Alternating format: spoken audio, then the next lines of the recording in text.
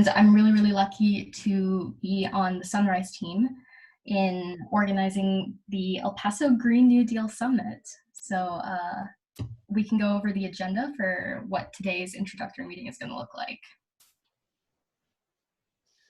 So we have a couple presentations to go through just to make sure that we're all on the same page about what narratives we're going to try to advance and the ultimate summit goals. So we're going to be introducing ourselves as Sunrise El Paso, as well as the Green New Deal, and the goals and philosophy, as well as next steps and work groups beyond today's meeting. We'll also have a community space to get to know one another a little bit more with delegate introductions and some breakout groups, and then we'll be concluding for the evening. But the link to this presentation is in the chat box, so please feel free to follow along if you have access to your screen. And obviously ask questions anytime. You can just type in the chat box. We have a couple organizers who will be monitoring the chat box and fielding questions.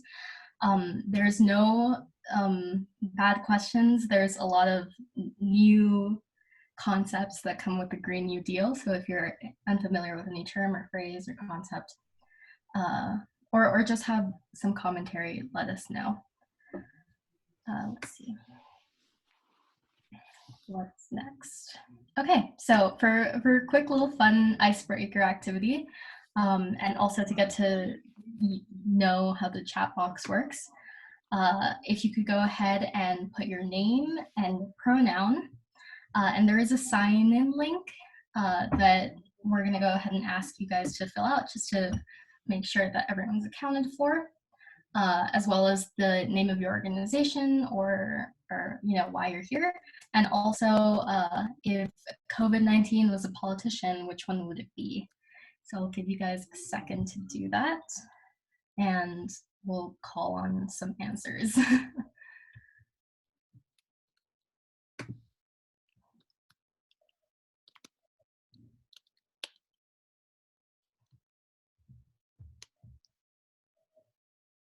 Oh, also wanted to let you know that this meeting is going to be recorded just for Sunrise purposes, and also to disseminate to anyone who wants to watch it back.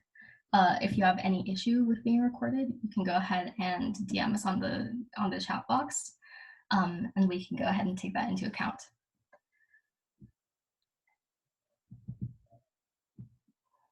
Awesome. We're getting some responses in. Maybe in the meantime, the Sunrise team can introduce ourselves. So hello everyone, can you hear me okay? Miguel, he, him. I think if COVID was a politician, it would be Ted Cruz, because he had that whole incident with the booger. I don't know if you remember that, but that happened. So hello everyone, thank you for being here. I will popcorn it over to Desiree. Hey everyone, my name is Desiree. My pronouns are she, her, organizer with Sunrise, and I think if COVID was a politician, I would choose Tommy Gonzalez. Does he count as a politician if he wasn't elected? I don't know. For me, before I was in Sunrise, I didn't really know a lot about politics, and so like the fact that Tommy Gonzalez is part of our city like snuck up on me, and that's the way I kind of like found out about COVID. I was like, oh, it's not that big of a deal, and then it was just like everything went crazy. So that's my response. I'll pass it to Marlo. Hello everyone. I'm Marlo. My pronouns are he, him. I'm an organizer for Sunrise. If COVID was a politician, which one would it be? I can't really think of one special one right now. So I'll go with a combination of Ted Cruz and Tommy Gonzalez. But I'll pass over the mic to Dominic.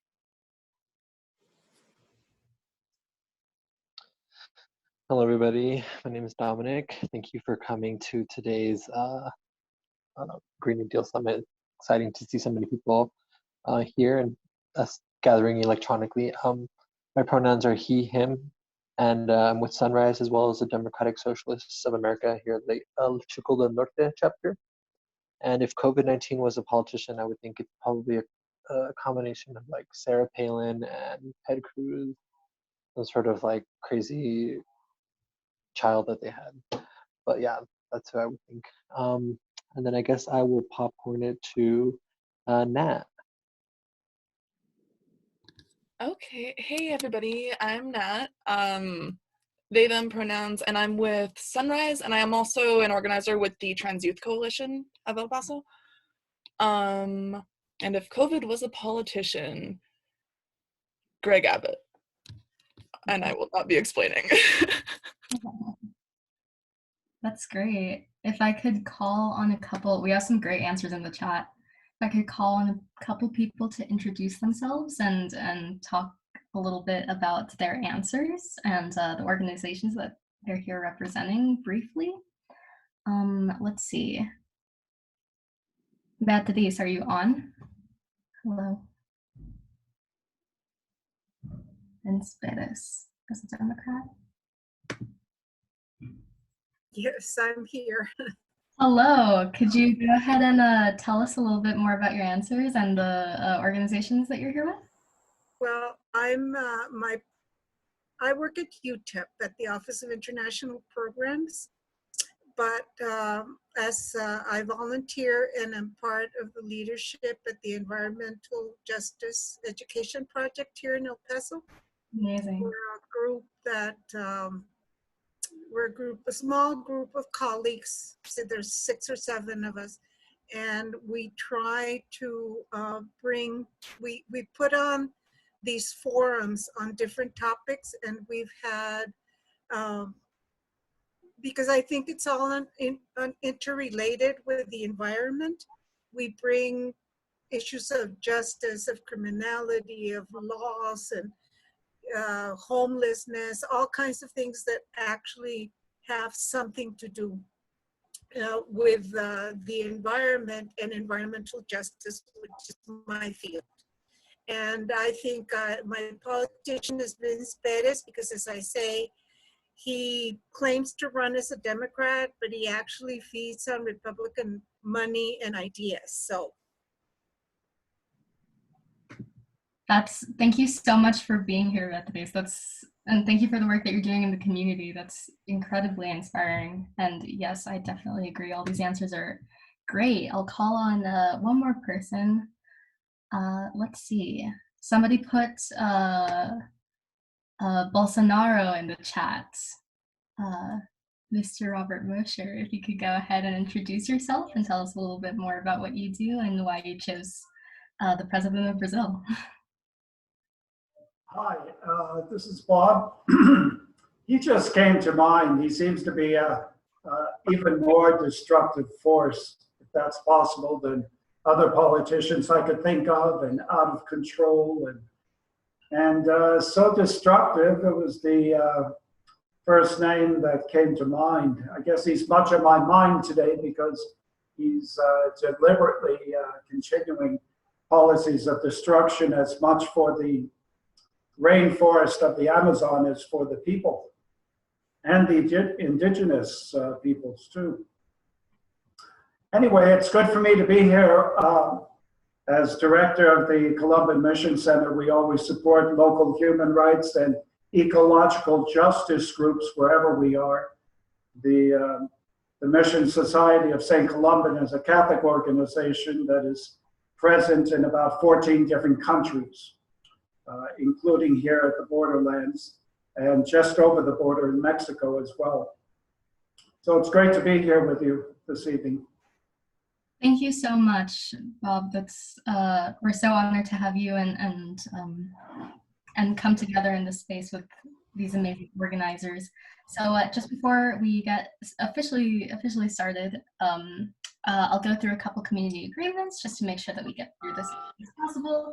I know that sitting through Zoom PowerPoint presentations can be a lot. So it would just be helpful if we're all, present. We can remove distractions, we have a note-taking device, lots of information is going to be coming at us, and we can focus on the agenda so we can move speedily. We should know when to step up and when to step back, which essentially is just a way of saying that everyone in the space should have opportunity to hold the floor equally.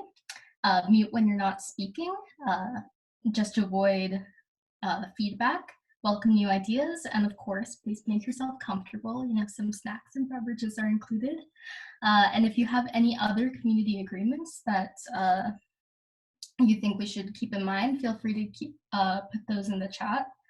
And I'm sure we'll all agree on how we can make this a more welcoming space and a more welcoming summit in general. So with that, let's see.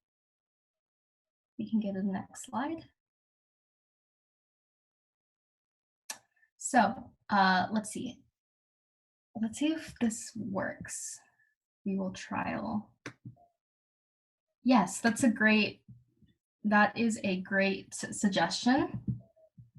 Arlen, if we could also, as an extra community agreement, if everyone could just say their name when they speak, so to start learning names. But let's see, in the chat, we put a link to the Google document presentation. I'll reshare it. And if you have access to a computer right now, you can go ahead and open that file.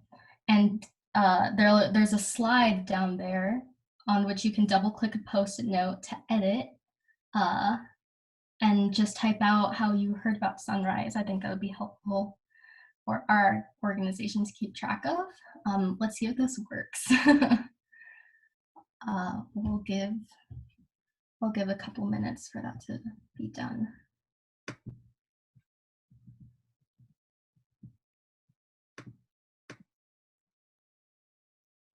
Can I get a thumbs up or down if people are generally finding the document? Yes, no.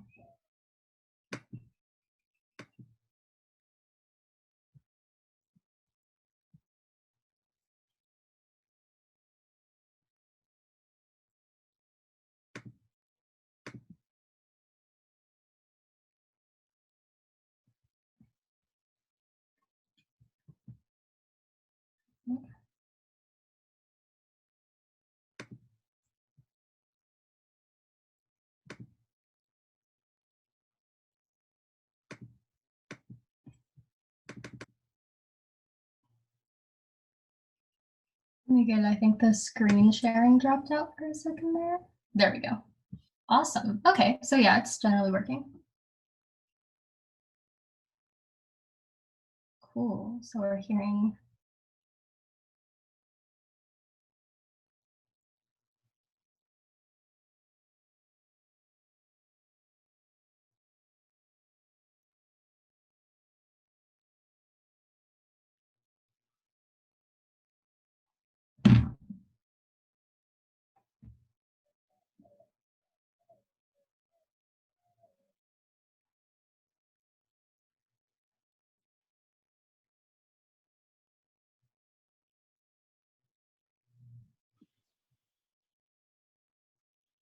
This this activity it's called a virtual room.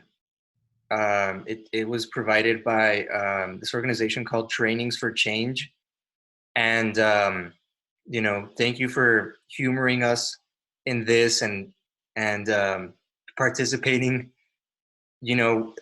Part of this project is to create a community more than anything of climate activists and leaders of social justice. So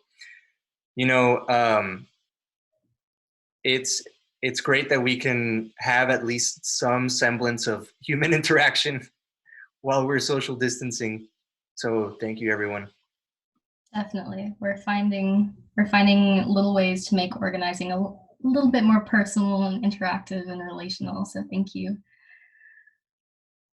Let's see.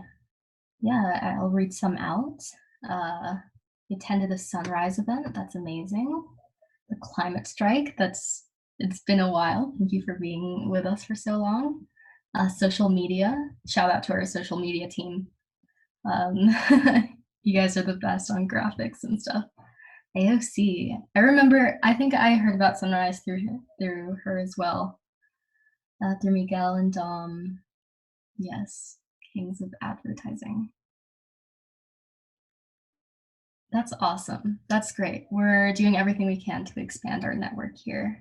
And hopefully with the relationships that we're building during the summit, we'll be able to spread the word about your organizations and community activism as well.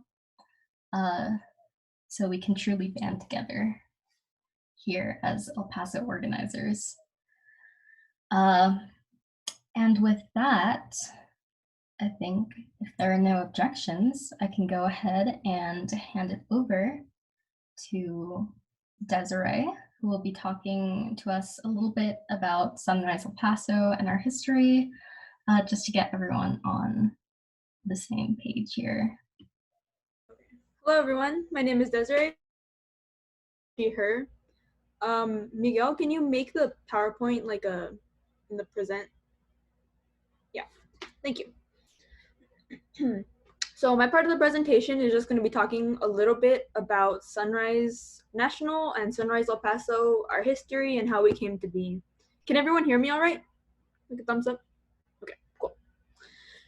So what is the Sunrise Movement? For some of you who may not have heard anything about us at all, the Sunrise Movement is a youth-led environmental organization with the primary goal of advocating for the Green New Deal. And so we're going to go more into what the Green New Deal is later on, but basically what the Green New Deal is trying to get the US to transition towards 100% renewable energy by 2030, while also having a very inclusive and just transition, which means the people who usually get left out of policies, which is people who are disabled, women, people of color, Black, Indigenous people, and any other oppressed population, we want to put them at the forefront of receiving the benefits of our transition to a cleaner environment. And so our method of doing this, our method of doing this is basically just to mobilize the youth and educate them on environmental issues. So this is just kind of a picture that shows how many Sunrise hubs are in the United States right now. So Sunrise started primarily in the East Coast, and as you can see, it's kind of spread throughout the country.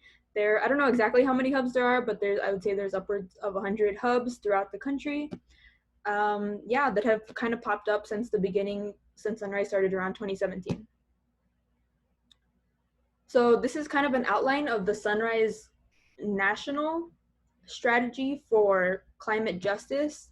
As I said, they started somewhere around 2017. A lot of the people who started Sunrise were people who had been involved in the Bernie campaign and were really involved there.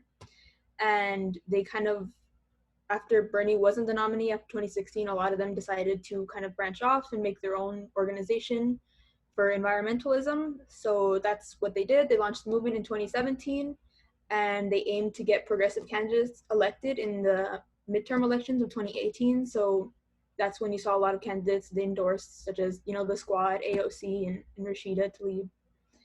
And immediately after that, they had the sit-in in Nancy Pelosi's office. So if you guys saw that, there was like pictures everywhere of environmentalists sitting in the Speaker of the House, Nancy Pelosi's office, along with AOC, and they were demanding primarily to push for the Green New Deal. And so that's where Sunrise National really got their name. And since then, you can see on stage 4, it says winning government power through the general election this year in 2020. And then stage 5 is mass non-cooperation. So that kind of goes along with what's on the other side, on the right side of your PowerPoint, that says people power and political power. And so one of the big strategies of Sunrise National and of Sunrise El Paso is that we believe that political power, electoral politics, is a tool that we can use to push environmental justice, but it is not the only one, and arguably not the most important one, because before we get political power, we first have to have the people power, right? So that's why we're trying to do things like what we're doing here with you guys now, and community meetings that Sunrise El Paso has had in the past, where we really believe that the only way to have a just transition is to hear as many voices as possible. And so that's why we're here trying to get people of different backgrounds to participate. And that goes along with the third theory of change. It's at the bottom, the people's alignment. So people who share, different visions, different backgrounds, we may not always agree on everything, but we do agree that we need to fight for a better future. And so even if we don't always agree, we want to be here to hear different people's perspectives, because we know that we don't have all of the answers. So this is a little bit about the way that Sunrise Movement is structured nationally and here locally. It's been called in trainings snowflaking, but it can go by a lot of different names. Basically, the principle is that it starts with one individual or one organization, one hub, something like that, that you find here in the center of this graphic. And it gets branched out to other organizers or other organizations, other cities. And so basically the idea is that we don't want to have one leader or one organization that is at the front of every single decision that's happening. We want to have lots of organizers and lots of individuals who can receive all of the knowledge of how to build a movement and how to keep it running smoothly. And so that way, not only do we empower every individual in our community, but we also ensure that our movement is not dependent on any one person. So this is a little bit about what other hubs across America are doing. This is the Los Angeles hub, doing a direct action against fracking, and the Philadelphia hub participating in the global Earth Day climate strike of last year, which actually tomorrow is Earth Day, so it was supposed to be another one tomorrow, but unfortunately it won't happen. We'll be striking from our houses. So moving away from the Sunrise National, this is specifically what we in our hub have talked about and discussed what's really important to us, and this is some of the things that we've come up with our values and what we believe in and what we want you all to know about us before you kind of get involved with us, the things that we expect from the community that we're building. So the first one is intersectionality, which I think should be obvious that that's really important to us by the fact that we invited you all here from different backgrounds. And so we just believe that not only getting more people involved in the environmental movement is important, to have more numbers and cooperation, but without recognizing the struggle of our community members in labor and immigration, anti-war and racism and any other struggle, if we don't recognize them and work together to address the systemic issues that have caused all of these issues, then we won't be successful. The next one is diversity of perspective and leaders. So again, the same thing, why we invited you all here. We know that we don't have all the answers, and the policies that we're hoping to create are going to affect the entire community, so we want input from as many community members as possible. The next one is hub autonomy. So though Sunrise National is an entire national organization, and we like to, collaborate with them and stand in solidarity with them, we're not necessarily beholden to any of their principles or anything like that. So if we can act in whatever way that we feel is best for El Paso specifically, which goes along with the way that we've organized ourselves so far, by addressing issues that are specific to El Paso, such as the JP Morgan proposed buyout of El Paso Electric and this Green New Deal Summit, which will be very specific to El Paso. The next one is voting is not the only tool in the toolbox. So like we said, electoral politics is important because it affects lots of people. It affects lots of aspects of their everyday life. But voting is not the only way to get involved in electoral politics. We can also do nonviolent direct actions and civil disobedience, which are things that we've done in the past. And besides that, electoral politics is not the only way to go. We can't have our movement rely on politicians. The next one is youth-led but not youth-exclusive. So you heard me say earlier that Sunrise El Paso is a youth-led movement. What this means is that we're not here trying to exclude people who are older than us. You'll find that a lot of people who run Sunrise El Paso are young, but we encourage everybody's opinions and perspectives. We just ask that when you come in to work with us, that you realize that and recognize that the youth are the people who are going to be most affected by climate catastrophe. And so that's why we think that youth voices should be put at the forefront, but not the only voices that should be heard. The last three of our values, the first one is mainstream political movements have failed us. So we're not trying to, play partisan politics here. We can recognize that both Republican and Democrat and any other mainstream political movement that exists throughout the world, some of them, I'm not saying that they're all equal in their sins, but none of them have operated to the capacity that we need them to address the climate catastrophe, because if they had, we wouldn't be in this big of a crisis right now. So that's why we do work with politicians, but we need to also realize that they're not here to save us. The next one is the climate crisis is a structural crisis, not an individual crisis. So on TV or social media, you might see people talking about plastic straws and recycling and going vegan, saying that environmentalists are trying to take away your cows and things like that. But those are important aspects of the environmental problem, and a lot of us are vegans, but a lot of Sunrise people also regularly eat hamburgers. No one's here to take away your hamburgers. Animal agriculture is important and plastic is important. Those are things that we're trying to, get rid of and address. But this kind of goes along with the graphic that you see on the right side of your screen, which is showing that almost 50% of the CO2 emissions, which is what's driving climate change, right, is created by the richest 10% of people. So even if everybody who most people who we work with here are not the richest 10% of the population, and so even if we all are doing our best to do individual actions that reduce our carbon footprint, they're never going to amount to the kind of change that we need to address climate change. And so that's why we really like to people can be encouraged to be conscious about their consumer decisions, but we're not here to shame anybody about what they do, because ultimately it's not the people that you interact with every day that are causing the climate crisis. It's the industries which are owned by the richest people in the world, right? So the last one is hate of any kind is not permitted. It's a pretty simple one. We don't tolerate racism, sexism, classism, homophobia, ableism. We just ask that we don't outright express your hatred for anyone here, and even beyond that you're just being conscious of how your actions and your words affect the people around you.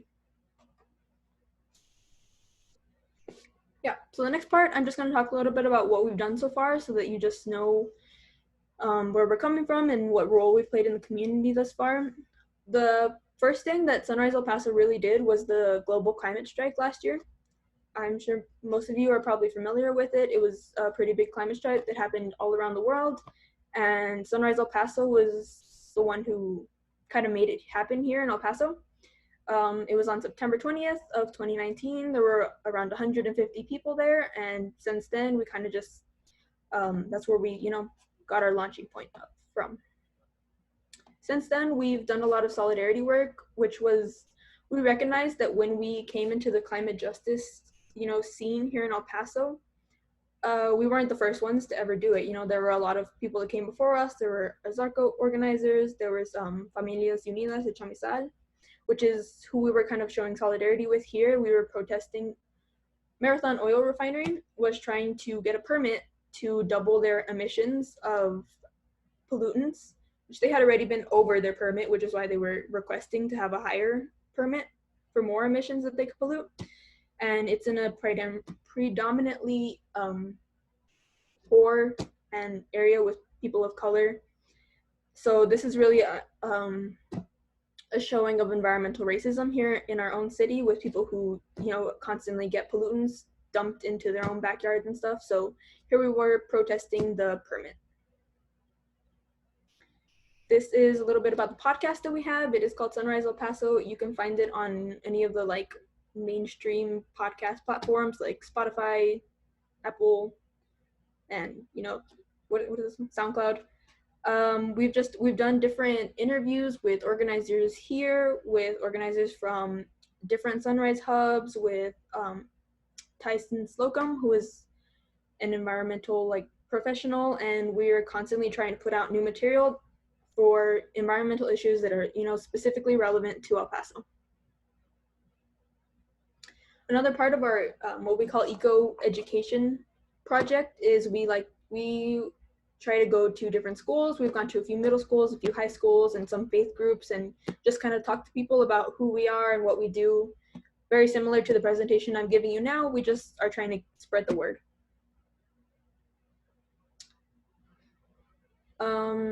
So this, going into one of the biggest campaigns that we've done so far, this is the JP Morgan resistance. So essentially what was happening was that a shell company owned by JP Morgan Chase, one of the largest banks in the world, is in the process of buying out El Paso Electric. And there were lots of different levels on which we were trying to address this issue because it had to be approved by different people. So it had to be approved by our city council, it had to be approved by Texas, by New Mexico, because El Paso Electric provides electricity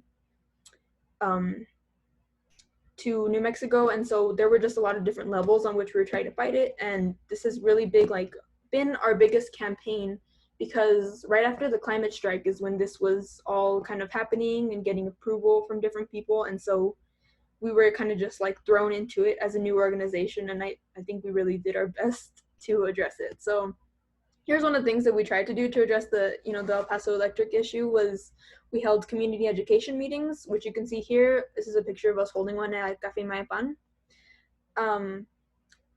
We had a few of them just to try and get the community engaged and help people understand the issue, because we realized that even amongst ourselves, there was a lot of confusion because it was a really complex issue and it wasn't really being covered like it should have been. This is us protesting at City Council, which was another method that we tried to stop the sale. We brought in, I don't remember how many people exactly, but this is the City Council chambers, and it was pretty much packed with protesters who are opposed to the JP Morgan sale. This is a picture from a direct action that we did with the Democratic Socialists of America, or DSA. El Paso Electric and the JP Morgan Shell Company were being forced to hold community meetings before the sale went through. By law, they had to hold community meetings. And so we went to the first meeting, and saw that it really wasn't, people weren't really being allowed to speak. They had to write on note cards and stuff and they weren't being allowed to express themselves. And so we just decided that we couldn't allow this to be promoted as a community meeting when the community wasn't even being allowed to speak. So we decided to disrupt the second community meeting that they were holding.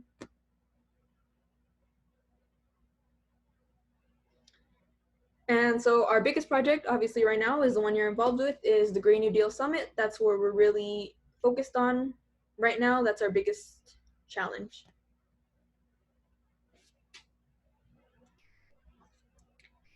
And that will conclude the end of my presentation. Thank you, everybody, for listening along. We're going to do an activity now. Thanks, Unless Desiree. anybody has any questions, you can put them in the chat box if you have any questions or concerns. Thanks, Desiree. This is Dominic here. I'm going to take over the next part of the presentation, but just kind of wanted to echo what Desiree said. If there's any questions right now that anybody has, feel free to unmute and ask, or just put it in the chat. But yeah, it's pretty self-explanatory and a good, really understanding of who we are as an organization. Though we're pretty young, we started just last September. We're really trying to build a strong foundation and make it really clear that people who want to get themselves involved and participate with this organization, that they know where we're coming from and that we all share the same sort of framework of thinking. So yeah. Okay, so if there's no other questions, I'm going to go into the next part of the presentation, which is what is the Green New Deal? And here we're going to have a little breakout activity, and so we're going to have our host of the meeting, which is Miguel. He's going to break us out into a Zoom breakout groups. So basically, if all goes well, you wouldn't have to do anything except just press OK when you get a little notification. But in this breakout group, we're basically going to try to be talking about the myths and the misconceptions behind the Green New Deal. So in this breakout group, we want you all to talk about what you have heard about the Green New Deal. what is your understanding? And we might come from it from different angles. Some of us are already really involved in environmental organizations, so we've kind of already done our research. And others might not have that same background, but feel free to include what you know as an expert, but also maybe what you've heard just from friends and family. What have you gauged as maybe their misconception of the Green New Deal? And basically the reason why we want to talk about this is because it's really important that we share our same vision. That way we can collectively contribute equally. And but part of the I think the strategy on the right and people who do not agree with climate change is they really kind of sometimes rob us of having this conversation.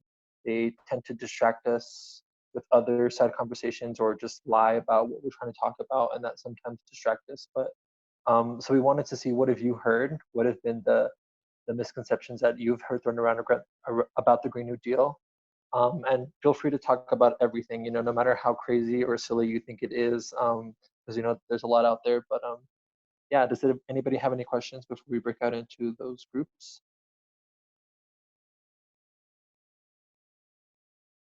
No? Okay. So we're gonna try to put 3 people per group, we said, right? Yes, yes. So far we have 3 people per group. What I will do is, so I'll put my number in the text box, in the chat box. So, I mean, fingers crossed, all of this works. This is our first time, everyone. Please be keep that in mind. So if anything happens, you can just text me there, and I'll try to do something. But yeah, it should be three delegates per group, and us some Sunrise organizers there to conduct the conversation. We're going to try to aim for three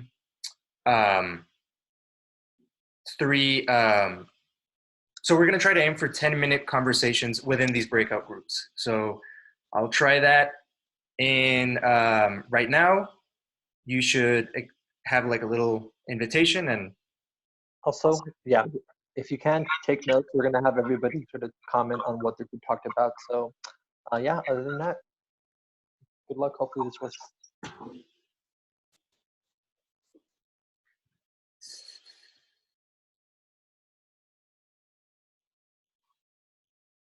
shit.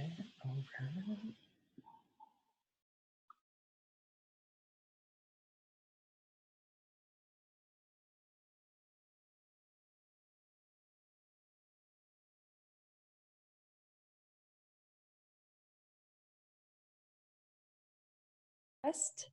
Hi, No, everyone. okay, there I Can see you hear another me? one. Yes, I can. Okay. Mary can. Mark? Right. It's Marlo, and Mark. then I believe the other member is Manuel. Hi. Hi. Okay. Oh, all right. Okay. Would everyone like to introduce themselves, what organization they're coming from, and what you guys want to see come from the Green New Deal? I'll start. Oh, I'm sorry.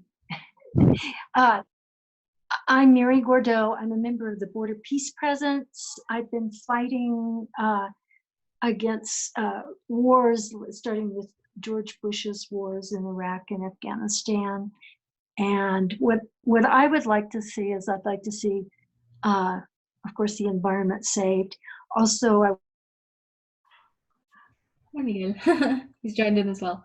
Yeah, so I guess we can go ahead and go around and talk a little bit about what we think Green New Deal is. I know that I haven't actually read it. Everything I've heard has been translational, and the first thing that I heard about it was that it included a provision for like cow gaseous emissions. It was like a big talking point. all right. I guess I can introduce myself as well. I'm Marcela, she, her, say, them. So I'm part of Center for Interdisciplinary Environmental Justice, or CEACH for short, as well as Manuel, who's joining us here too. and like I'll let you introduce yourself. But we are an organization that fights for decolonial, anti-racist, feminist, environmental justice. And some of our efforts have been in working in solidarity with indigenous communities in South America whose land and water are being extracted for lithium. And so lithium, if you know about it, it's a mineral that is being pushed in demand for because of this transition to green technologies. And we as an organization want to kind of develop or encourage dialogue about, it's not only transitioning our consumerist, capitalist extraction to another green technology. That's not what's going to save us. It's thinking about the actual extraction and whose bodies, whose land and water do we actually colonize to make this happen. And so I think that's a key conversation that should happen when we talk about a Green New Deal, that that these green technologies are are not the end all be all. And if we just transition consumerism, they might actually be worse for our planet. So we have to be careful about that. So, wow, excellent. Thank you, guys. Those are excellent points, and I definitely agree. Manuel, would you like to introduce yourself? Sure, thank you. And thanks, Marcela, for giving a really good summary of kind of some of the work we do. So yeah, my name is Manuel. Here. So Nat, I have more than more than commenting, it's a question for you. So you mentioned that you at some point of this process saw that this could be more of a grassroots funeral movement. How does that look like? Okay, so do you know about the Green New Deal, like the first Green New Deal? No, I mean, it was like at this draft, right? It was. Mm-hmm. So that's what I know. It was a draft, and it's still in a very draft stage. So, keep going. Okay, so in the 1930s, the New Deal was. The Great Depression. The Great Depression. Oh, okay. So you're okay. So that was like it wasn't one bill, but it was federal law that they drafted and implemented nationwide. And El Paso did actually benefit a lot from the New Deal. That's when like El Paso High was built. But that was like a nationwide proposal, as opposed to something like the Green New Deal, where you're implementing local policies. That would be something, for example, we don't need to campaign on a national level to get the provisions that we need in El Paso. We just have to put pressure on our local politicians to force them to change laws. And we need to, say, put pressure on local businesses. So it would be a lot more localized as an effort in that way. Did that answer your question? Yeah. Okay, awesome. Anyone else have anything to add? Any questions? I guess, yeah, I just wanted to add, like, for context, both Haneen and I are from Siege, the organization in San Diego, California. So it's really cool to hear what y'all are doing in El Paso, but also just like for context for like where we're speaking from and like our local perspective and stuff.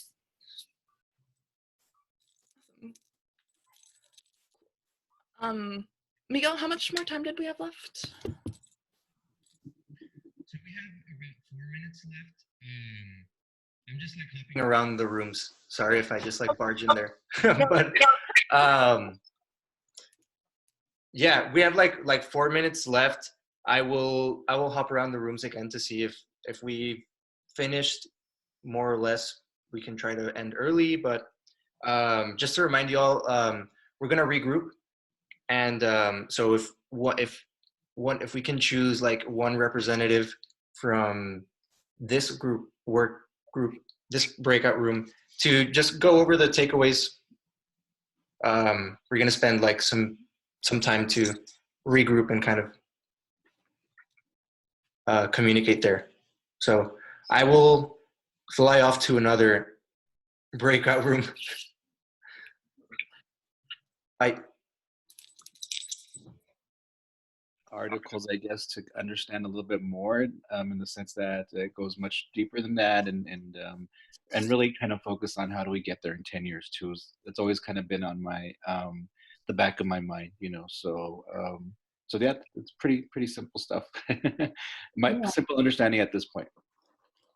Awesome. Yes, I think we're all on the same page in terms of what we know of the Green New Deal and how we can advance legislation, as well as what we're doing at home and in our communities.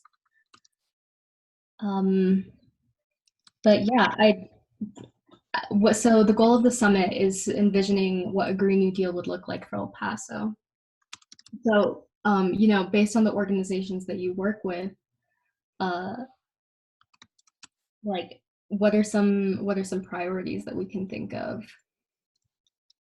like off the top of our heads? I know for me, for example, like zoning is quite a big one in terms of like protecting our deserts and making sure that like the billionaires that want to develop, you know, new homes and stuff on there don't like get that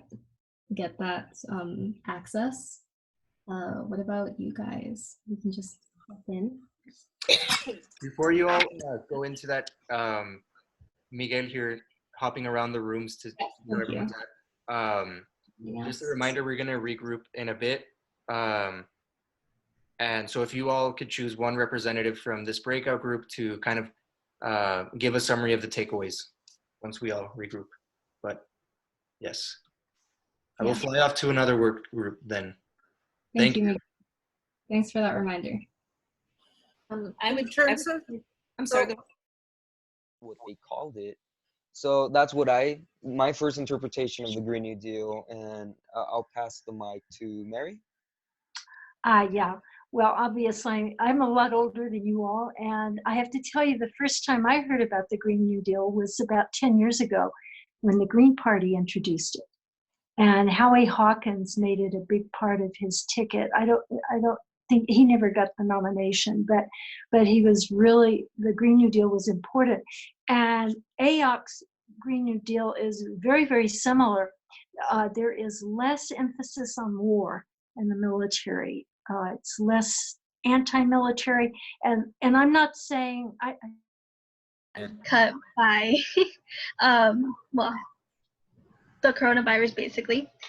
And so I just basically I've been into activism for about a year now. I started with West Fund, and so now I've kind of leveled up a bit. Not leveled up, but like branched out, I guess you could say. So I'm with Chicas de Chuco. And so I'm really excited to be doing all this work and just to see what I can do in like maybe the next 10 years. I'm really excited. Hello, everyone. This is Miguel here. Sorry to barge in, but just to remind you all that we're just about to wrap up. If you all could choose like one representative from the breakout group to give like a quick summary of the points that were discussed. So I will fly off to another one. And yeah, thank you. See you when we regroup. Thanks, Miguel. I don't like divine intervention. New Deal that I wish there was more emphasis on. I think it focuses a lot on growth, on economical growth, and I think what people argue with the Green New Deal is that we should actually do degrowth in order for it to be sustainable, and that it's going to create jobs, etc. But we don't talk about like how we should step back our consumption and shift our ways of being. So that's I'll pass it to Manuel. before Maricela, sorry to interrupt really quickly. Just hopping through the different work groups. We're about to end really quickly in a few minutes. So if you all can choose like one representative from the breakout group, because we're gonna regroup, and give like a quick summary of the takeaways that you all had in your conversation. But yes, this will be finishing up in about a minute or two. But thank you. Thank you. Okay, thank you, Miguel. All right, we have a minute. Manuel, would you like to be that representative by also adding what you had in mind? If No, not, but it's yeah, I'll okay. do it. Cool. Sorry to put you on the spot there, man. That's all right.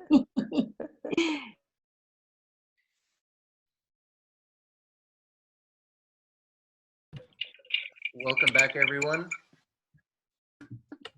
We have survived the breakout groups. Yes, we survived.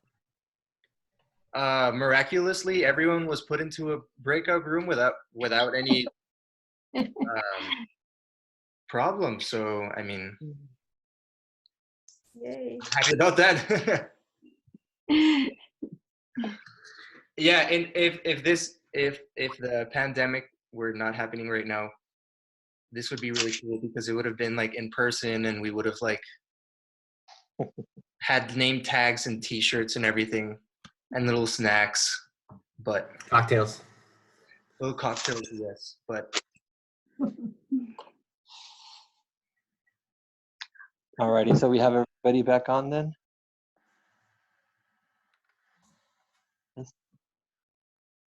Alrighty then. Okay, so then I guess we can go based on I guess whoever wants to speak on behalf of their group.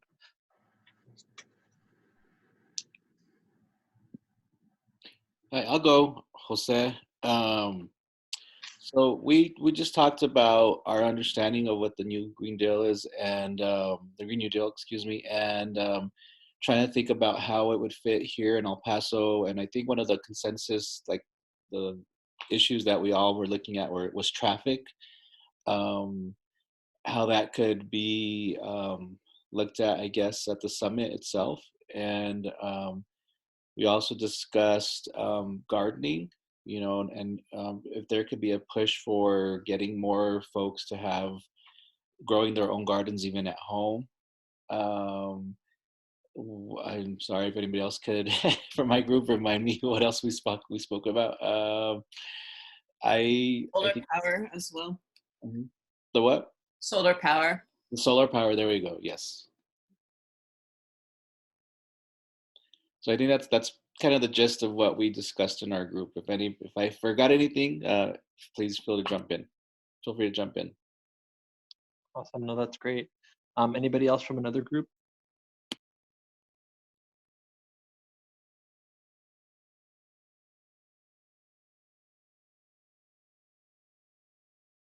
Don't be shy. I could discuss what we spoke about in our group. In general, we spoke about demilitarizing, how the military pollutes a lot, and our consumerism affecting indigenous people, not only our communities in our own backyards, but also extraction that happens down in the south. What we had heard about the Green New Deal was that, well, we talked about how it was introduced in the Green Party, that it's trying to remember without looking at my notes. Now I have to look at my notes. It's similar to what AOC introduced from the Green Party 10 years ago, just less anti-military. We also talked about like what growth and sustainability looks like. How can we address our exceeding consumer habits and trying to prosper sustainability with that as well, and how the Green New Deal can address that. That was our take. They're all over the place. No, that's good. I think most of them are, but that's good. It's a brainstorming session. Anybody else want to share what their group talked about, or maybe some highlights?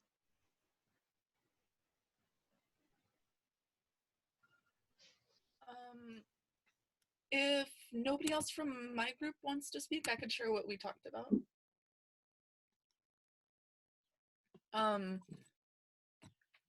So, okay, so the first thing we were talking about was that the Green New Deal as it is right now isn't a concrete set of proposals, that it's more of a framework of ideas that we're working right now to make concrete through what we're doing here at the summit.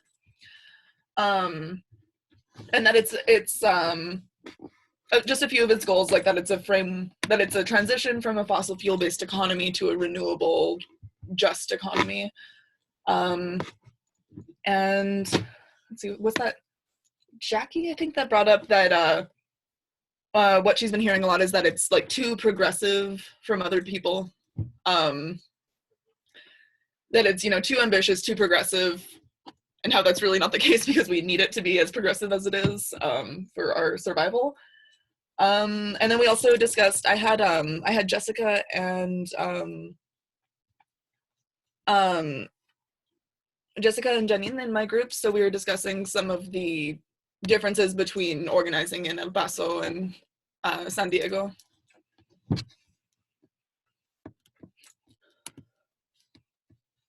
Awesome.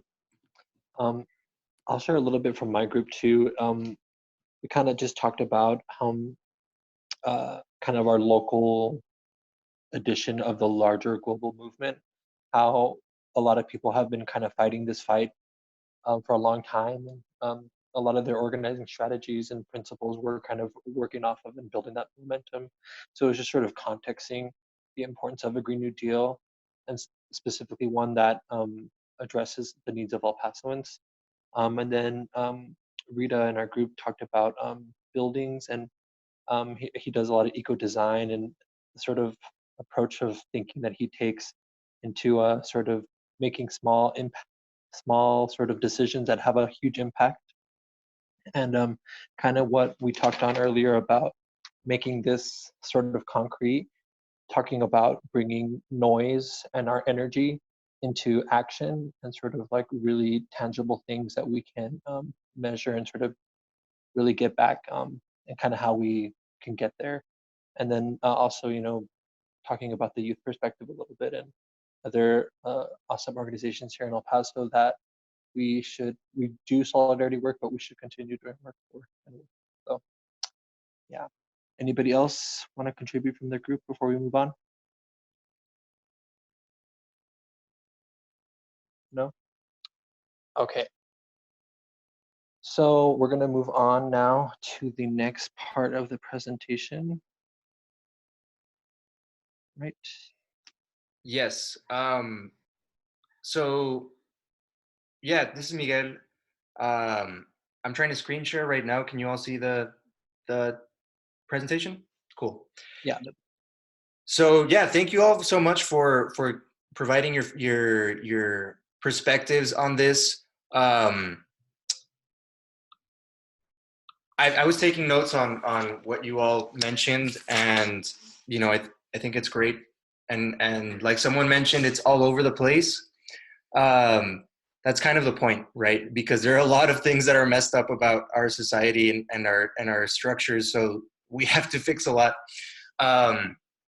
So the next presentation, I'm gonna give a quick presentation on clarifying some of the myths of the Green New Deal, and the basically the philosophical framework of this presentation and what we think about as being the Green New Deal is was based a lot and outlined on Naomi Klein's book. Naomi Klein is a climate writer, anti-capitalist writer that has written like books like The Shock Doctrine, Disaster Capitalism, No Logo, and this next one called On Fire: The Burning Case for the Green New Deal. But yeah, we wanted to do this breakout group because there are a lot of versions of the Green New Deal out there, some good, some bad, and we as a community have to write and envision our own, right? That's the whole point of the summit. And so, yeah, this will be hopefully some clarification. So in one page, in one slide, the Green New Deal is a just transition to 100% renewable energy by 2030. And it can be accomplished at a citywide level, at a statewide level, at a nationwide level, or even at a worldwide level. And what do we mean by that? So a lot of people that are concerned about the environment feel helpless, feel like they are disempowered because Trump is in the White House. While it is true that there are a lot of federal actions that the US government can take to enact environmental justice, we can do a lot of it through the city level. So we don't need Trump's permission to enact a Green New Deal in El Paso. We don't. We can do it ourselves. We just have to pressure and force our local politicians. Same case for the same is the case for Texas. Texas can do its own Green New Deal. And theoretically, if every state in the country does it, and if every city in the country does it, then we can bypass this sort of the right wing powers in the country. So I'm going to start off kind of discussing what the Green New Deal is not. So the Green New Deal should not be neoliberal, and neoliberal is a term that's thrown around and has different meanings. But I took this definition from a book called "Profit Over People" by scholar Noam Chomsky. And so it basically has 4 components: privatization, deregulation, austerity, and liberal democracy rhetoric. So this whole idea of privatization is, typical of the Republicans and unfortunately sometimes Democrats, which is like this religious-like devotion to free market capitalism. It's the idea that any problem that we have in our world can be solved with the quote-unquote invisible hand of the market. And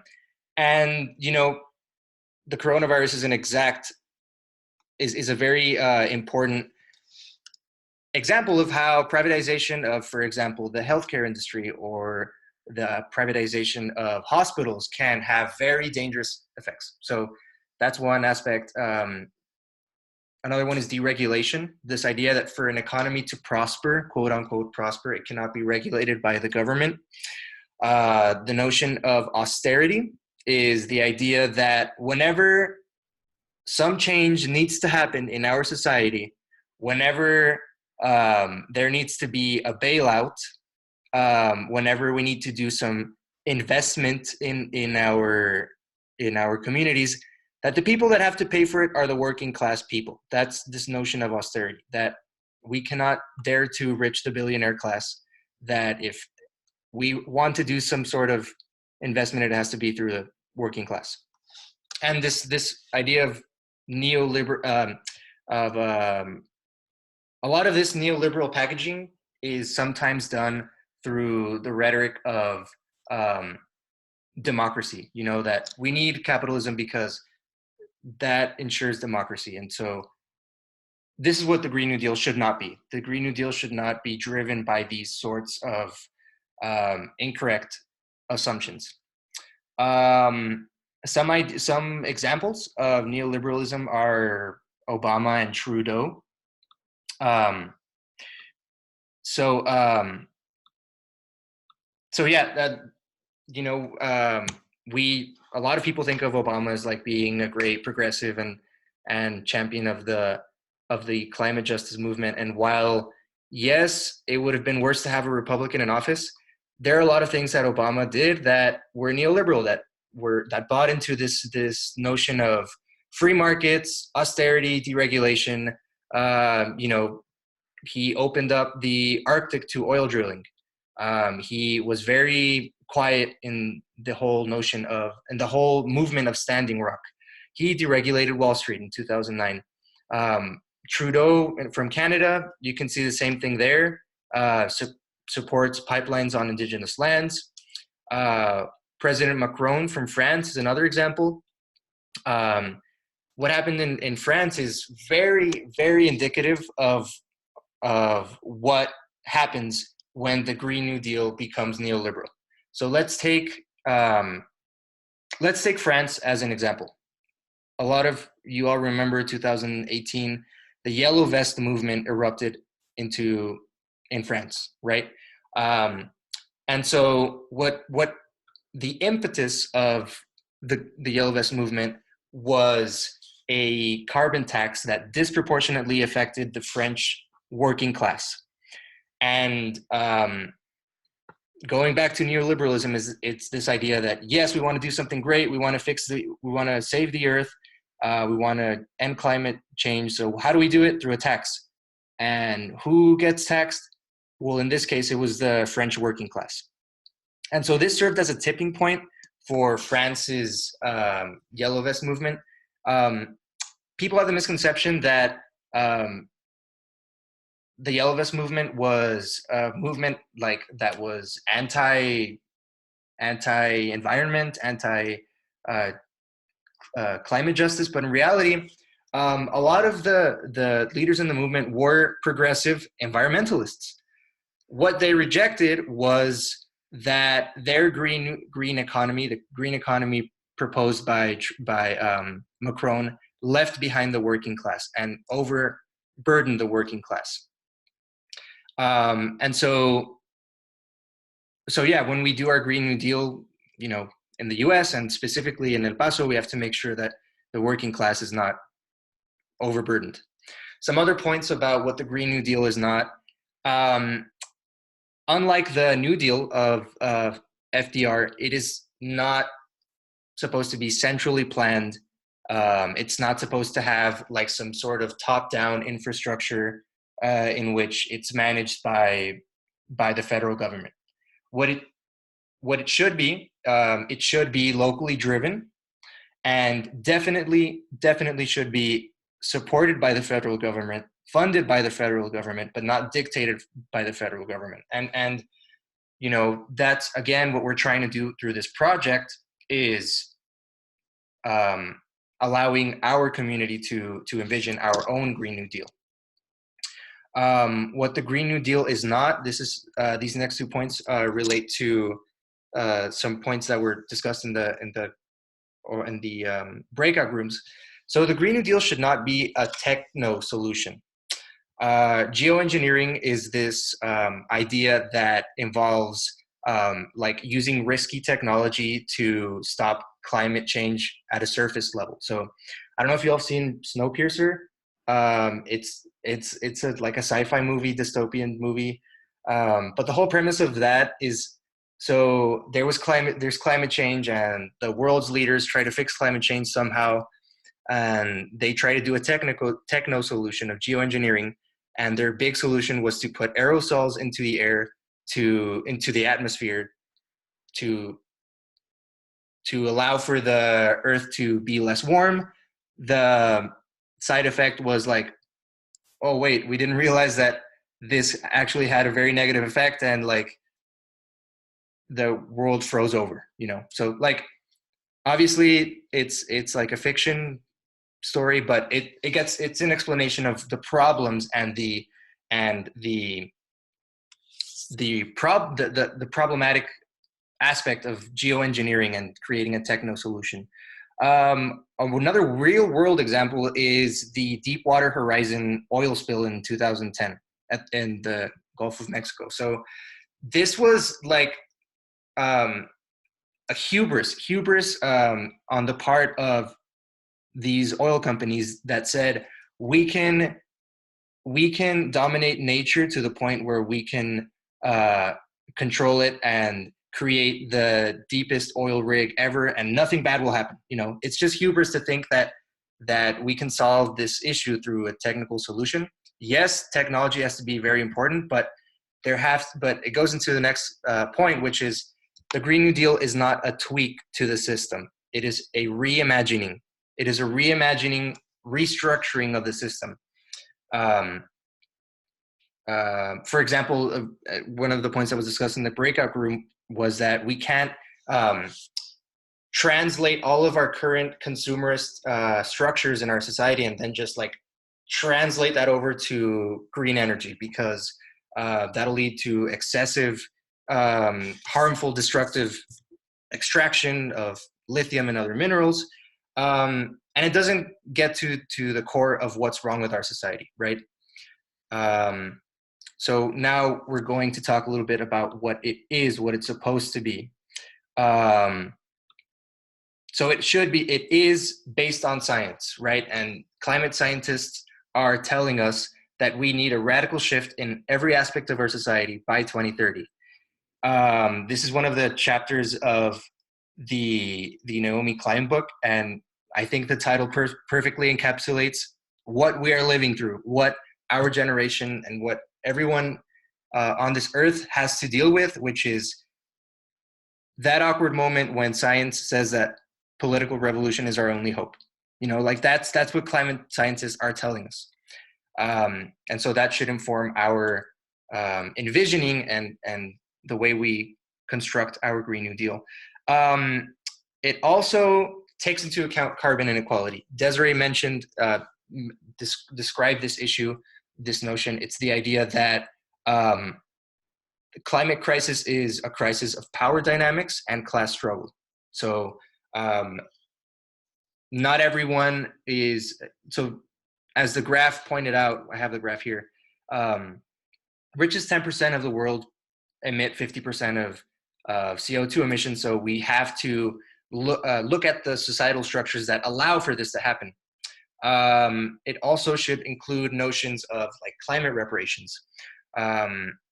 So what happened after World War II was that the United States implemented the Marshall Plan to reconstruct Europe in the aftermath of the Second World War.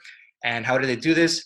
The United States found the money to reconstruct the society, the infrastructure of these European countries that were decimated by the war.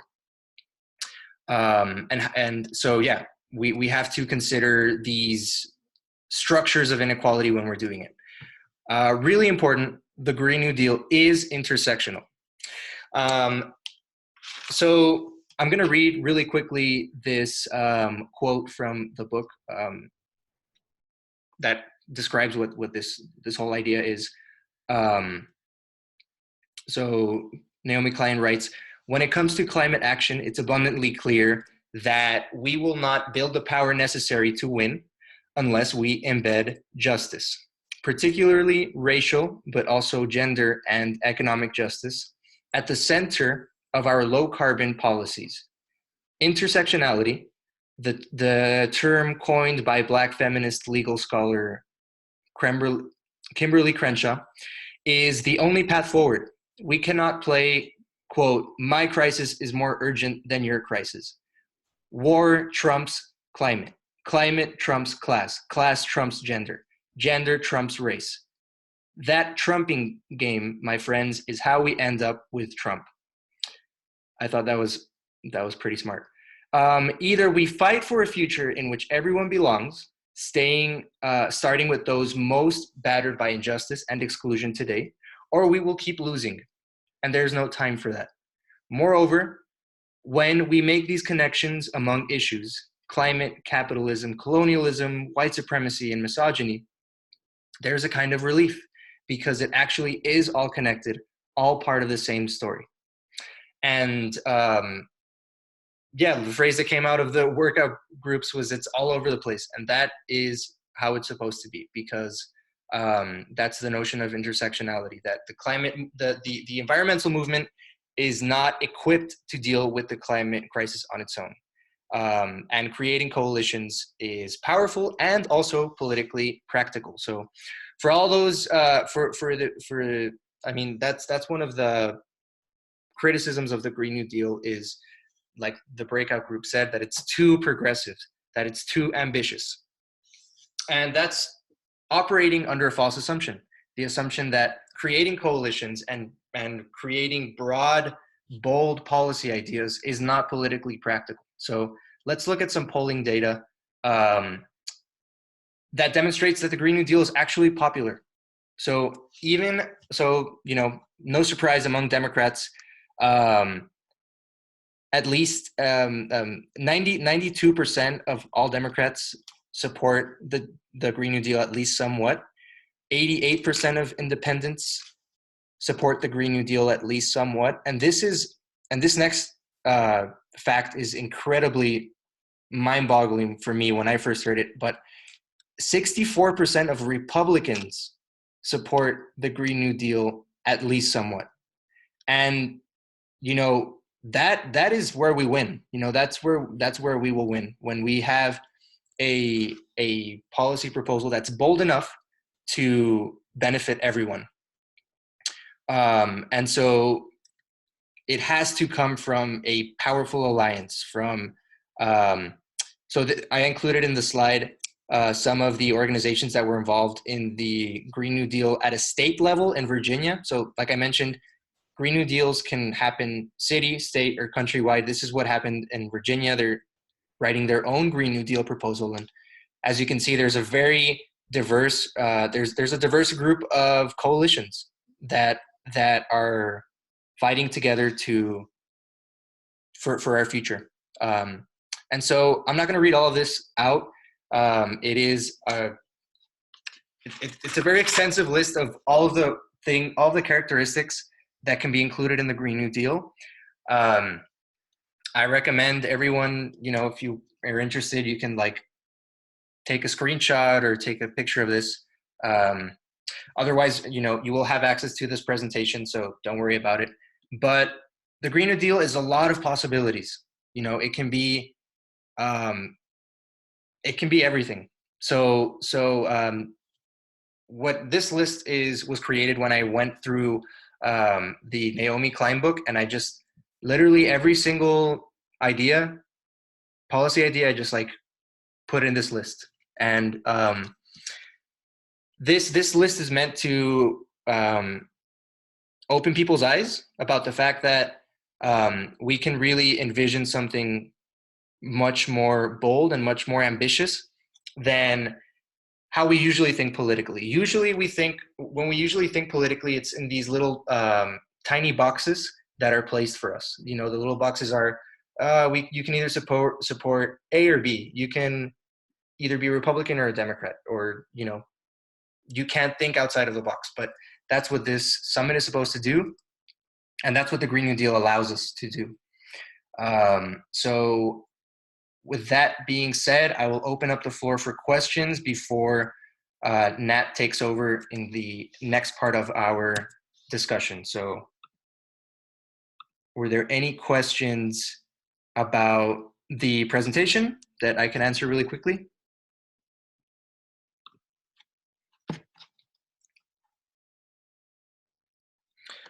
How do we have access to the presentation? I didn't copy the link. We can resend the link right now. If you check there you go. Thank you. There you go. Yeah, I would recommend going to file, and you can download the document. Yeah. So there it is. Okay, so if there's no other questions, we will. Nat, do you want to take us through the next section? Absolutely. Would you mind making it full screen? Yes.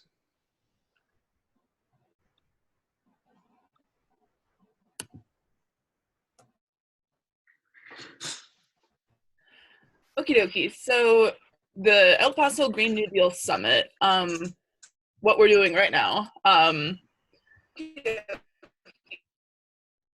sorry, what was that?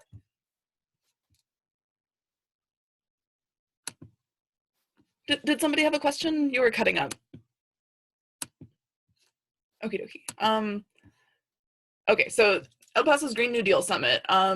This is going to be a community initiative for building a local intersectional climate movement.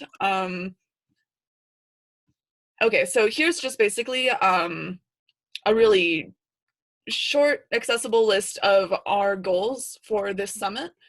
So we want to build a base of organizers from a wide variety of civil society organizations. That is all of you from representing different groups in El Paso and representing yourselves as well. We just want the broadest coalition possible. So yeah, through that, we're creating an alliance of progressive activists, organizations, and industry workers.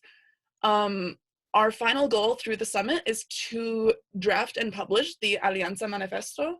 That is going to be a document describing what we want the Green New Deal to be as a group, what it should look like for El Paso and Juarez. And yeah, just all of our problems and all of our solutions. Yeah, so our third goal is to create, through an education and mobilization campaign, our goal is to amass 24,000 or more people for our Green New Deal vision. And we chose that number specifically because that is, I believe, 3.5% of our population, which if you analyze successful political movements, 3.5% of the population is all you need for it to be an effective political movement. So through all of this organizing, this coalition building, our main goal is to create both electoral and non-electoral strategies to gain political power. Okay, so the LEAP Manifesto is basically our key inspiration for this type of Green New Deal summit. The LEAP Manifesto was, yes, thank you, Marlo. Marlo just shared the 3.5% rule in the chat. Okay, so the LEAP Manifesto is basically a similar summit in Canada where they amassed a broad coalition of 60 different organizers, theorists from all across the country, from a number of different movements, in order to brainstorm what the solutions should be to transform their society, basically, to a green economy. So their goal in doing that, and our goal in doing this summit, is to form a yes coalition. And by yes coalition, as opposed to a no coalition, we mean rather than, oh no, we need to fix this, this is a problem, we don't like this. Our goal is to brainstorm solutions, imaginative ways of addressing problems. And yes coalitions require more imagination, more boldness, more vision. And I think it's really inspiring. So that is our main goal. So here is just the first 5 demands on the LEAP Manifesto for the for Canada's clean energy transition. And yeah, like if you want to, I'm not going to read all of these out, but like number 1 on the list, for example, is that the LEAP Manifesto begins by respecting the inherent rights and titles of the original caretakers of the land. Miguel, are we watching the video? I just included it in case people are more curious, but. Okie dokie, yeah, that's a really helpful video if you want to click it and watch it on your spare time. But yeah, if you want to progress. Okay, so here is the step-by-step process of the summit as we have planned right now. So step 1, that is April right now, what we're doing currently. We call this front-loading, and that is where we're organizing everyone in a group together to share a space, to develop a permanent space that we can share to discuss ideas regularly, to introduce ourselves and share our principles and learn about your organizations, and to develop a shared understanding of the Green New Deal.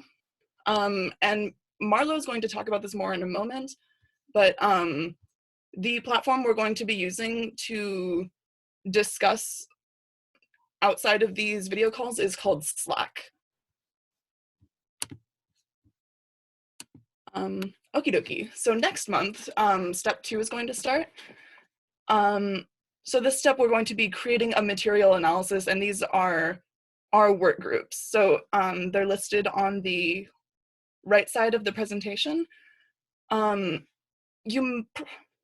believe on the sign up form, you probably selected one or more of these work groups, but if you decide at some point, we're going to go through them all in detail in just a moment. If you decide you'd rather be involved in a different work group or add another one, you can always do that.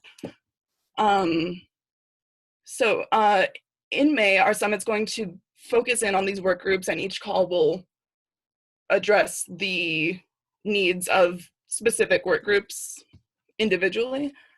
And in May, each work group is going to begin meeting. And through these work groups, we're going to identify our challenges, what barriers we have, where we need transformation, and what solutions we can think of for all of those categories.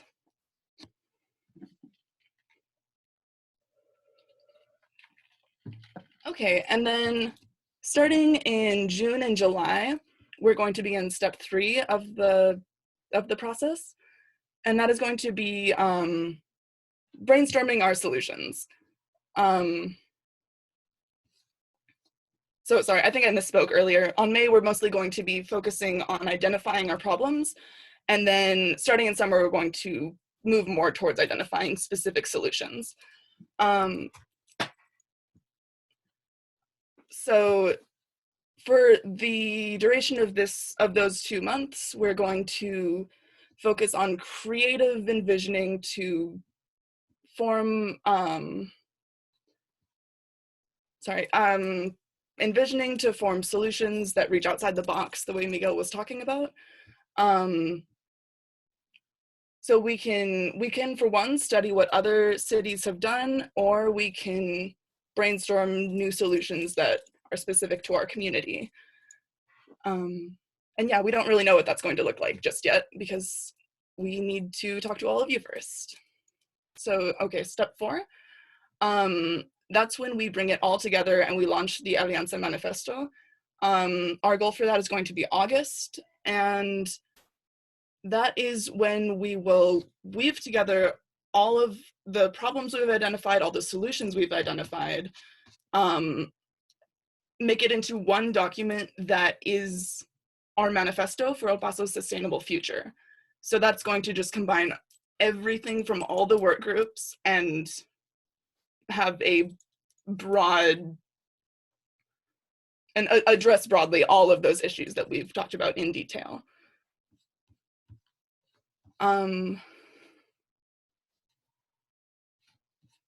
So yeah, that will be the biggest challenge of that, I think, will be just getting it out to the public as much as possible.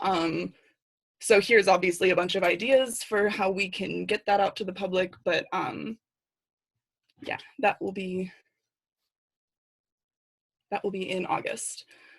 And then after we've published our Alianza Manifesto, we're going to move on to step 5. That is building people power and creating political pressure. So that will be starting in September, but leading all the way up to the November elections. We are going to be, one sec, I'm sorry. We're going to be brainstorming how we can pool our resources together as a broad coalition to make politicians, or really to force politicians to take our ideas seriously to build the political power that we need to pressure them properly. And that's also going to include running our own grassroots community members for offices. Right now we have an ally running for mayor, which is really, really exciting. That would be Veronica Carvajal.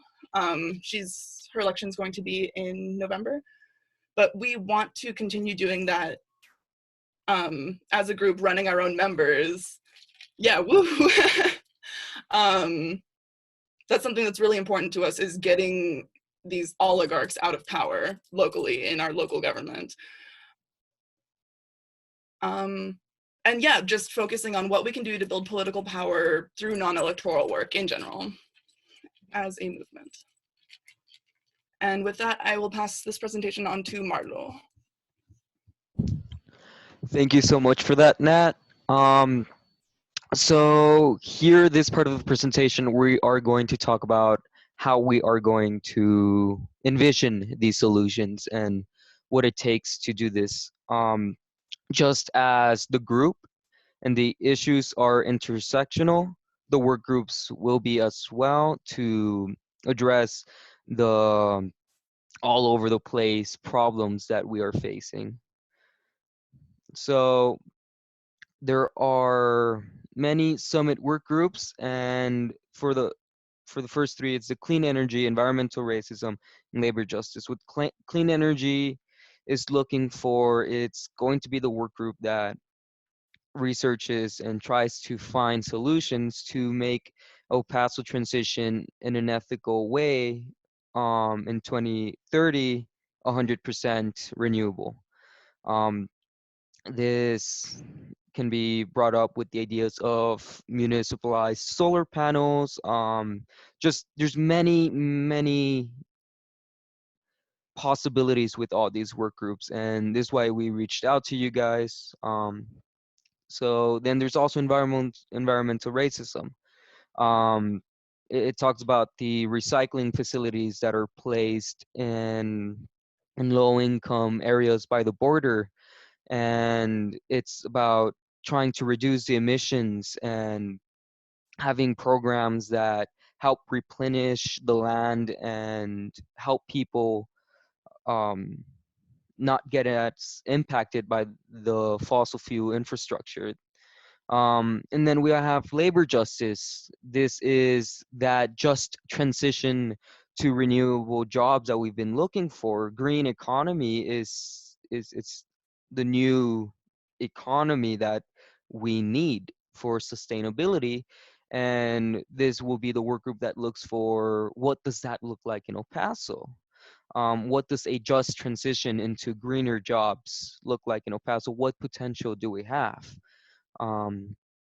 So could I get the next slide?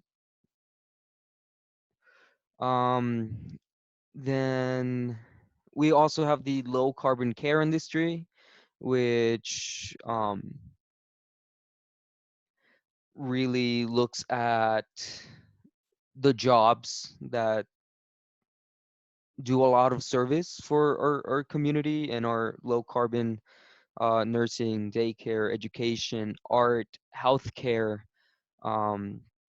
This will also be added into, we'll emphasize this with Fort Bliss as well. Then there's also the immigration justice work group, in which we look as how the climate is affecting the immigration issue and what we can do about it. Climate refugees are going to be the new wave of it, of caravans and things, and how do we address that? We also have transportation. We know how traffic gets. It's awful. The pollution from the traffic as well, and this is kind of to this transportation initiative really looks at how do we reevaluate, re-envision what transportation looks like, and how we can make it sustainable. Could I get the next slide? Food justice and land rehabilitation. This is speaking on food sovereignty, native crops and permaculture, the this is it's a small um, description, but it's really broad. What we have talked about, what we have entertained before, is talking about like local businesses or in local farms having this sort of like exchange of goods and really getting the community more involved in this, because we will be supporting local farming, local businesses, and that's one way to look at it. How do we get more local farms to give produce to local businesses? It seems like a really cool idea. Um, and we also focus in land rehabilitation. One idea we also entertain, it's having like flower bombs or plant bombs. I mean, and just throwing it in places where it can rehabilitate the soil, and we have more crops growing in ditches. This has a lot of the idea of how do we greenify El Paso? How do we make it look greener? How do we add more native crops, more native plants that are not only good for the bees, but are food source and pollution. There's also the gentrification and housing initiatives. This is implementing that permaculture we're speaking about, protecting public lands. What does land redistribution looks like? The reparations on that, helping communities resist gentrification, and looking at housing as a human right. Um, then there's the gender issues on ecofeminism and the LGBTQ plus community. How the Green New Deal can address women's issues and the LGBTQ plus communities issues. Um, Then we also have the healthcare initiative. This is speaking on community health clinics, a municipal level healthcare coverage system, or programs to combat the local industry pollution. This can also have notions of harm reduction. What does harm reduction look like in our community? Ways to address the spread of sexual diseases, drug use, just really implementing harm reduction strategies through clinics, education, and practices. We also have the military families for climate justice, and this emphasizes how we can incorporate a pro-peace, anti-imperialism, and climate justice program within the Fort Bliss community. Then we also have, I believe, finally, maybe not, financing and municipal power. And this is if you're good at policy writing or into, um,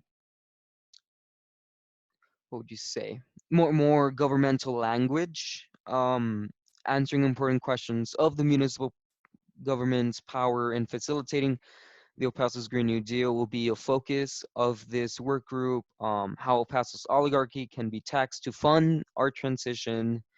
Um, this, I believe these are the work groups.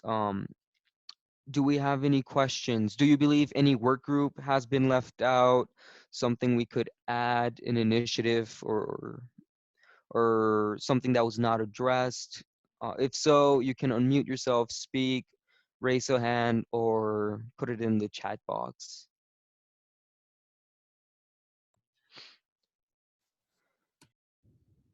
Animal rights. That's a really good question. We have not entirely discussed that. What do animal rights look like for the Green New Deal? Arlo, how have you not thought of this? You're a vegan. I know. Wait, you're a vegan too, man. Animal rights. Well, that's a really tough question. Thanks for bringing that up. Yeah, Really important. not a tough question, but it's a question that involves a lot of common ground and understanding how animal exploitation, livestock industry is one of the primary and most detrimental causes of the environmental crisis. That's one thing to address for sure. This could be part of possibly the food initiative, the food sovereignty initiative. Talking about, and we can also tie that in with environmental education. What diet, what practices is best for the environment, and how do we address this? And for environmental education, we have programs, well, not programs, but we have missions in that we do every now and then. That, Miguel, what would environmental education fit in Could with? I like cut in for a second? Yeah, for sure. One of the groups that I'm going to be really big part of is the low carbon care. And you did a great job of covering it, Marlo, but I think it's one that's kind of hard to understand for a lot of people, that like low carbon care is things that are really important to our culture and society, but are kind of neglected. And that would be things like art and education primarily. So the low carbon care could include a lot of things, but it's going to be focused a lot on art and education. So the education part could fit a lot into low carbon care.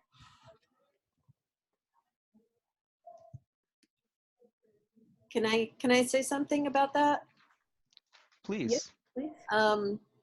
The low carbon care thing initially didn't make a lot of sense to me, but it's starting to really hit home, because in my home, I try to be very, energy conscious, and I try to avoid plastic, and I recycle everything and all. But in the last couple of years, my husband has become a cancer patient, and forget about avoiding plastic and disposables when somebody is a cancer patient. They go through so many supplies of single-use everything, in the medical field. And I just had to let go of my getting bugged by all the waste, because it's constant in that kind of medical care. And I don't currently see a way around that, but I would hope that, that would be something. I guess that's one of the things that group is organized around, is the emphasis on single-use plastics and that sort of thing in the medical field. Yeah, so originally healthcare is a big part of low carbon care, but when we were kind of discussing it, we realized that healthcare is such a big like problem on its own that we moved it into its own work group. So yeah, initially like healthcare is a big part of low carbon care, but since we did see such a big need, we moved it into its own group. And so that's why like we focus mostly on education and art in low carbon care. But yes, definitely that's like a big issue.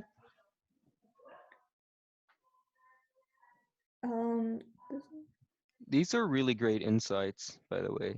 Thank you, everyone.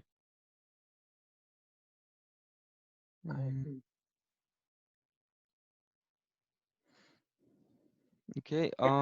There's another comment that someone left, that it would be good to get the teachers union on board. They are signed up, so they are already like going to be involved, just to address that concern. All right. Excellent. If there's no more questions, we can move on to the frequently asked questions. So what is the time commitment for the groups, right? We will at least have each month a 3-hour summit call. And during each month, we encourage commitment of 2 to 5 hours. But, well, no, sorry. It's 5 to 8 hours of research. And for the preparation of the meetings, 2 or 5 hours of that compiled. And then in September, we will transition to our community organizing and our mobilizing political phase that can increase in time commitment. And then can organizations outside of El Paso participate? Of course. We do love to have more people on board. just as long as much of what they say is relevant to our community, our El Paso community. So then why are politicians not invited? As we had mentioned in the very beginning,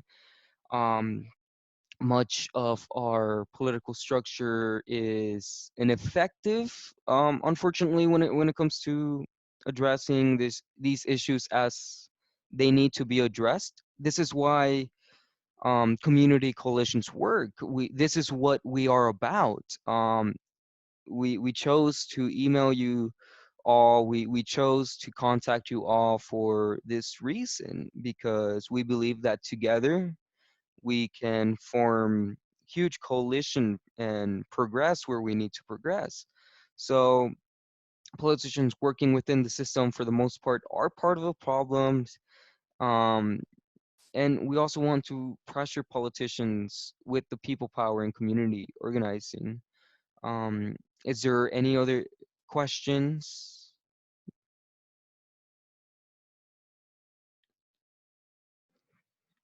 Yeah, I have one. What about journalists?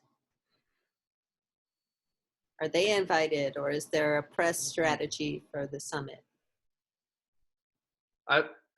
We've talked about this a little bit as an organization. Like, for example, there's one journalist from KVIA, I believe, is participating as like a citizen that's interested in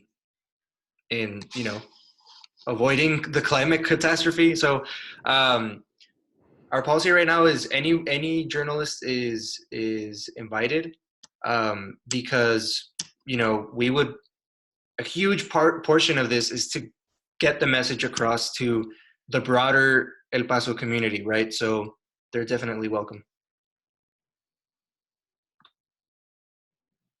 And we do also have journalists who are regular members. Like Luis is a regular member, Luis Miranda, who he's an immigration journalist.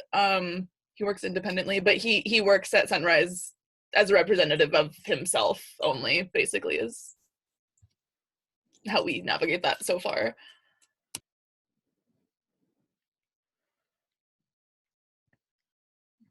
Okay. Has it been matters? Hey, can I just add something here? That I noticed the Canadian document you cited specifically mentioned faith communities as part of the process. Something good to keep in mind for us as well. I think there's a tendency to see faith communities as conservative organizations here in El Paso, but I know in my own experience, there's a lot of progressives coming out of a variety of faith communities, especially gathered in the Interfaith Alliance of the Southwest, which meets once a month. There's about 20 to 25 different faith communities that are very much interested in progressive issues, although sometimes it's the difficulty is in convincing and enlightening the congregations themselves, but the clergy and the leaders of faith communities are often a step ahead of their communities. So it'd be good to keep them in mind as well. Sure thing. Thank you for sharing that. And also, Father Bobby, could you contact? We forgot to contact like the broader interfaith alliance. So if you can please, spread the word to the broader coalition. That they're very welcome. Sure. I can easily do that. Okay, thank you so much for that. There were some other suggestions here in the chat box for El Paso Matters and Chugopedia. I'm not aware of us reaching out to those. I don't know if any other Sunrise organizers. No, we have not.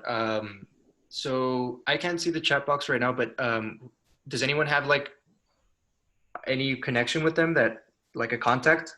So we Yeah, can, I do. I could reach out to the both of them if that's convenient. Oh, we appreciate that. Yeah, eventually I think we're gonna need a pretty comprehensive press plan.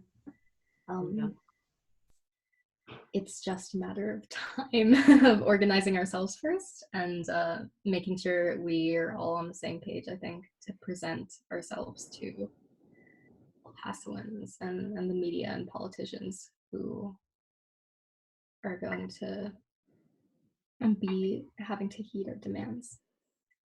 But yeah, any outreach, I think.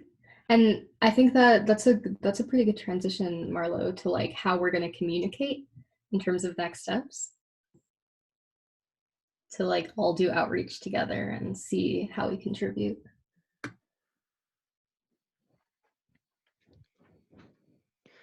No, yeah, for sure. I mean, I'm already I'm loving this group already. So many great insights, suggestions. Um, so I feel our next step is if we could all download the Slack app. This app is going to be used as our huge, our, what would you say? Our way to communicate the most. So different organizations, like say you want to pick 2 work groups to work with, and you want to be updated with another work group that you feel might fit in with whatever solutions you're collaborating about. You can reach out to them through Slack. This is just a great way for all the organizations, all representatives, delegates to have communication with one another. And it makes it really easy to update everyone. So you could join through these links. I can send them down in the chat.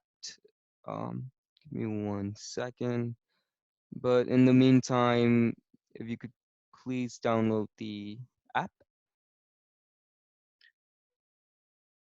we're envisioning this being kind of like a online workspace, right? Like Marlo said, and one of the biggest goals that we have is to, create a larger, broader climate movement community, and that involves um, getting to know each other. So we can discuss like you can create different channels within the group. So we can discuss El Paso politics in general. We can introduce ourselves, get to know ourselves, share articles, share research and resources. So yeah, our biggest we hope that this is just the start of a conversation, right? Like hopefully this is where we barely begin our conversation. A lot of people were under the impression that the summit was going to be this week, and then like ya se acabó, like that's it. But as you can see, like we're barely getting started. This is a months-long process because building a coalition takes work, takes time and effort. So is anyone having trouble like downloading the app or signing in?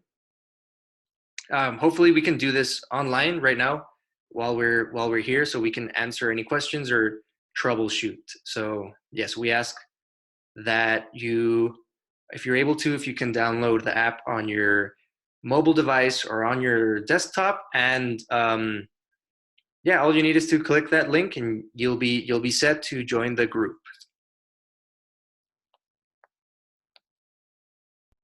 There were a few other suggestions in the chat box that we can bring up while we're waiting. They were Temple Mount Sinai, Turkish Raindrop House, the Peace and Justice Office, and the Catholic Diocese. Have we reached out to any of these? If not, no, we have not. Okay, I'll do that. I'll do that. Perfect. Okay, thank you so much. It's awesome. I love it. We're already sharing responsibilities and being organizers. It's great.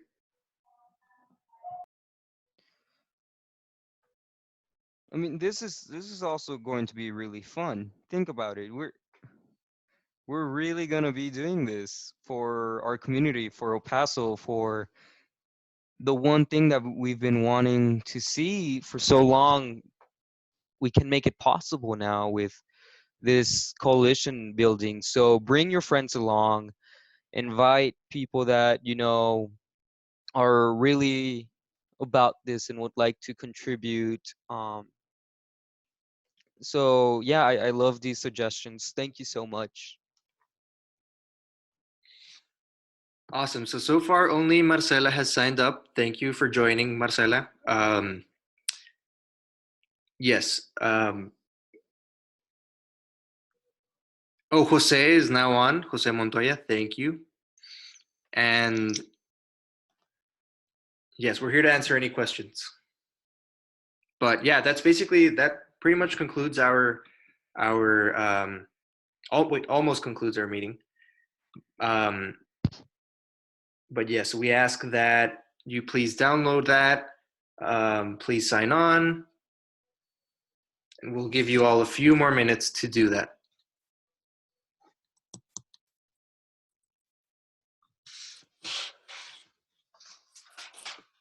Yeah, I just wanted to add to really quickly.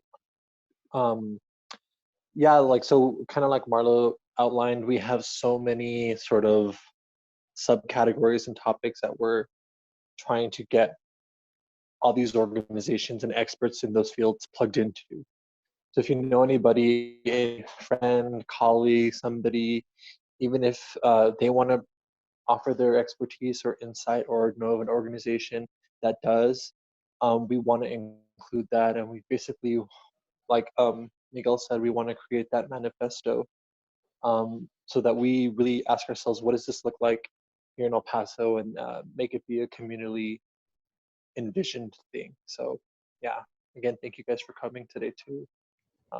Thank you.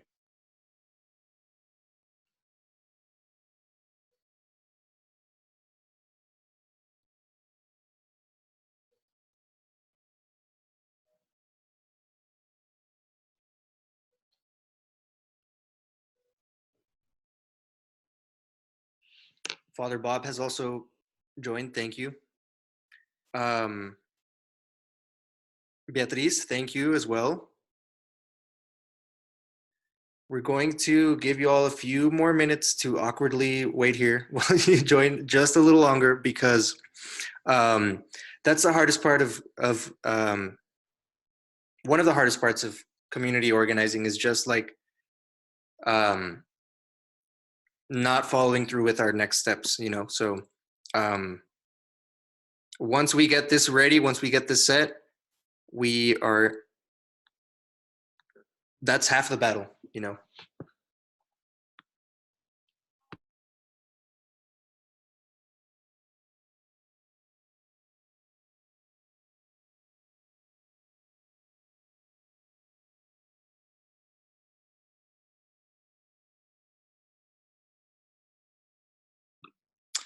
But in the meantime, Marlo, if you want to read the last slide.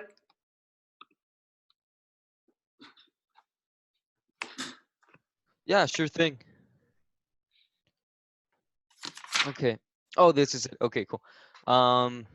So now you can start thinking about the work group you'd like to participate in. You're not limited to just one. Really just which ones you feel you could commit most research and effort to. The next meeting is in May. The post-meeting survey, if you could complete it, is, I hope I'm sending the right one. Yeah, I feel that's it. That's the, if you could copy and paste that and answer a few quick questions after the meeting, we'd really appreciate that. And if you have not signed up for the to be a Green New Deal Summit delegate yet, let me go ahead and send the link for that, or you may also click it from the PowerPoint presentation we're sharing with you all.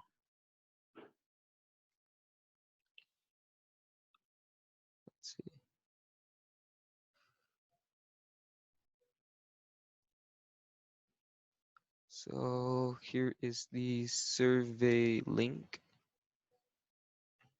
Wait, they're back. Okay, and the link above that is the, oh, sorry, that's so confusing now. Okay. The first link is a survey link, and the bottom link is to sign up as a delegate. I'm sorry for that, guys. That confusion.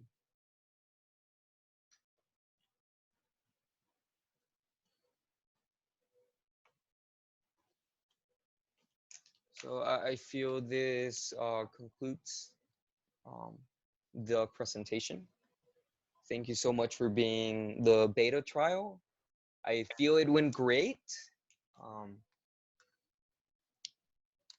Thank you all, really. Thank you, everybody. Thank you, Appreciate you all. Thank you everyone for being on. This is just the beginning. Mm-hmm. Yes. Well done. Looking forward to it. Thank you. Thank you all. Thank you. We'll be in touch. All right. Awesome. Well, you have our emails, you have our contact information. Please let us know if you have any other questions about getting on Slack. But once you're on there, that will be the best way to communicate with us. But yeah, thank you. Yeah. Thank you, guys. Bye-bye. Good night. Take care, everybody. Bye, Be everyone. safe. Bye. Good job.